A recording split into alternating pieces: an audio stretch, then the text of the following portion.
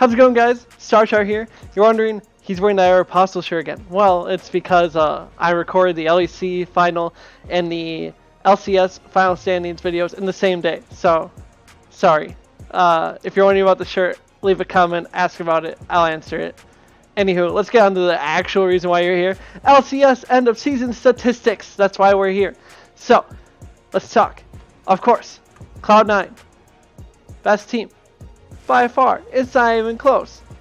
Who'd have thought the 17-1 team is better than the second place team that has 10 wins and lower? Like, who'd have thought that? Anyways, the shocker, the big shocker, is that we don't have week 9 stats in here, right? Team Liquid was placed second by our model. So it's like, why? Well, let's talk about it. Team Liquid. They're always ahead in CS. They're always doing really well with their in-game stats. But then you go, Michael, why are they losing? Why are they 9th place, not even in playoffs? I'll answer that question. The simple thing is, they're kind of a do-nothing team. The casters have mentioned this like a lot.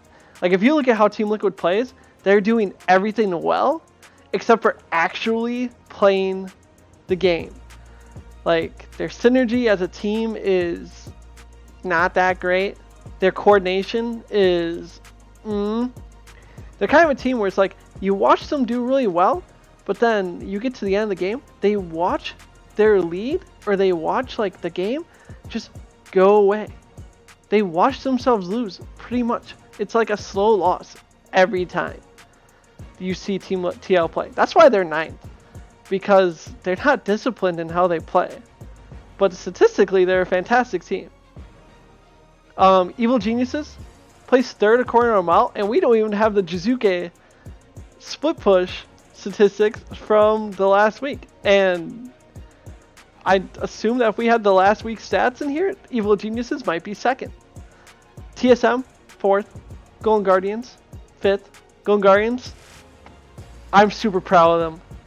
Like I am, you have to be super proud of them. And also the fact that you could say Grayson, Gregory, Golden Glimmer got a Golden Glory W.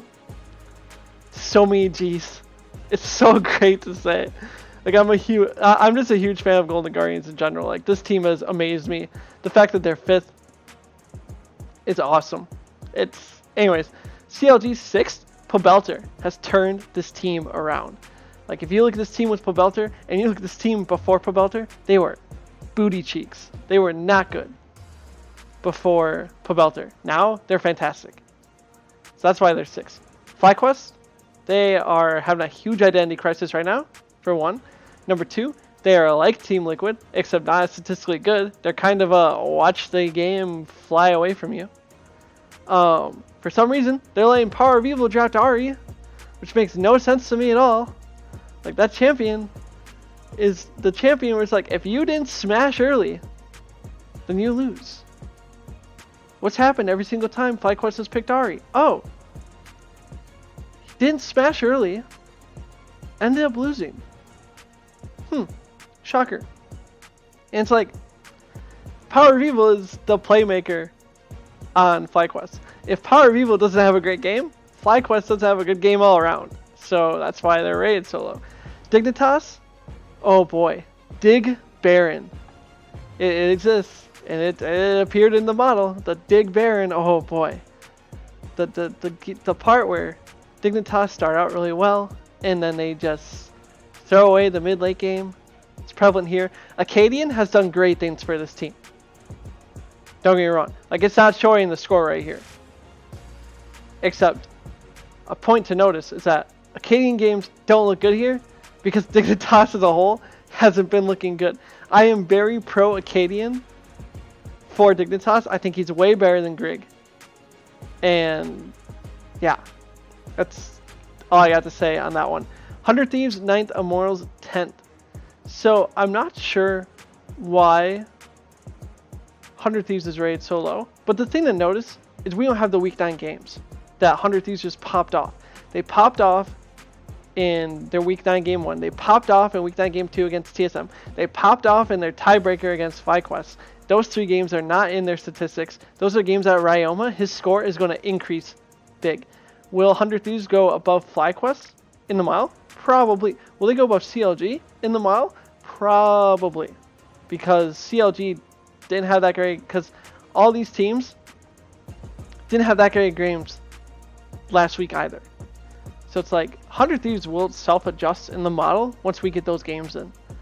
Immortals 10th, no surprises. Like Immortals, again, they're still that team where it's like you watch them play the game, and then you're always like, how they win just now? You're just scratching your head because you're like, how they just win? And it shows in the model. Statistically, this team is awful, but somehow they pull out the win anyway. It's like, it's a head scratcher. So that's why they're in the actual standings though. They're 8th. So I think if we had more time, they could have eventually ended up 10th. But who am I to judge? Actual versus preseason, we did this in LEC. How did we do for actual versus preseason? Well, Cloud9 nailed it. Everyone's all like, Team Liquid's gonna be the best team.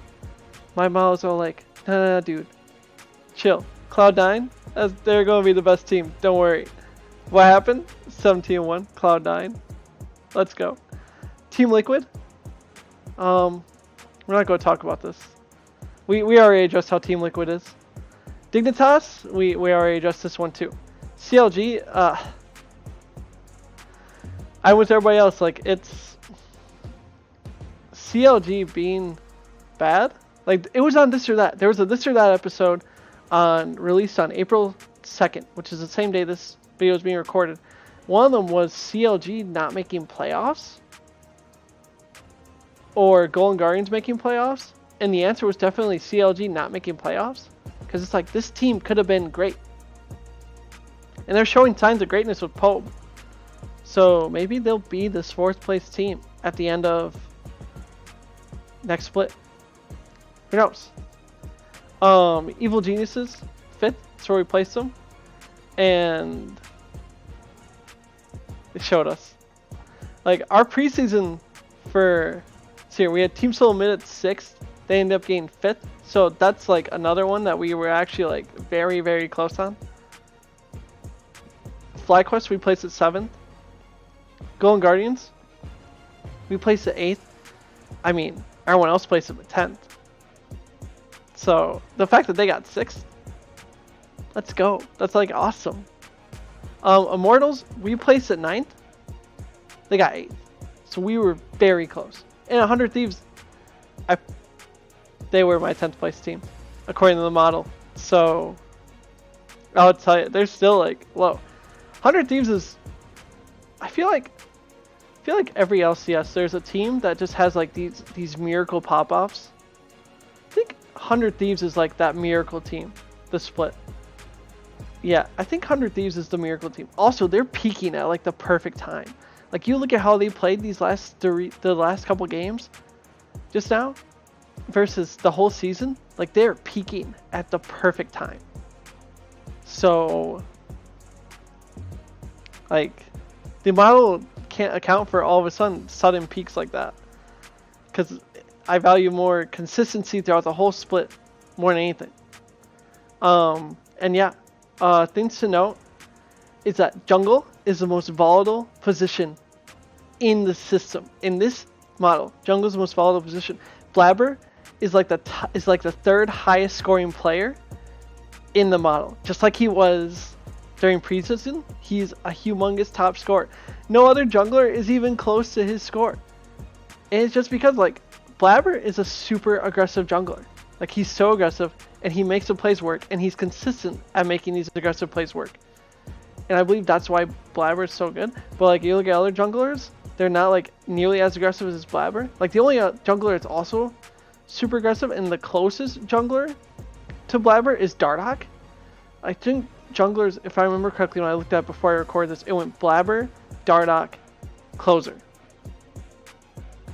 And if you ask people around the split to rank junglers, like you ask the casters, they usually say like Blabber, Closer, Dardoch.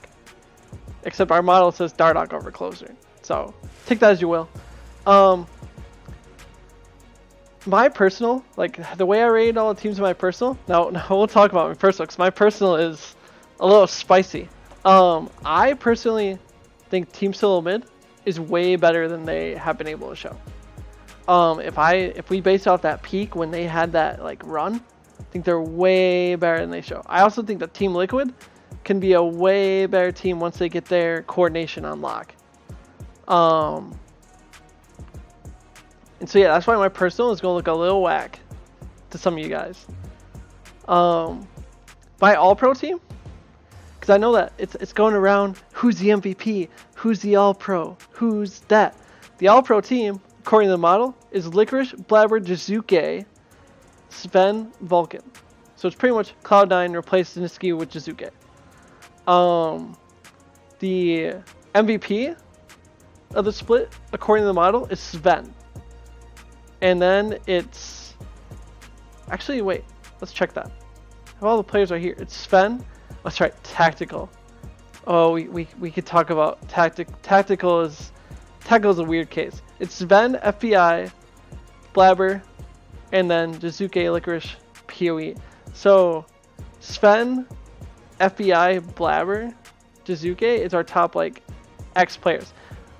I'll talk about the Tactical stats since it's here. The thing about Tactical is Tactical had 2 super pop-off games. He lost 1 game and then got benched. So Tactical's score is a little questionable if you look at it. Tactical's score is very questionable because he has 3 games in the system. So don't take this score with a grain of salt. Otherwise, that's pretty much all we have for talking about the LCS. I will have a playoff bracket for the LCS, and it will be released before the playoff bracket starts, so that it's fair. It will be based off this model and my judgment. I will talk about how I put it together in another video. Thank you all for watching, and drop a like on the video if you enjoyed it. Subscribe to the channel if you haven't already, and of course, the most important part of all is that I hope that you guys have an awesome day. I'll catch you later.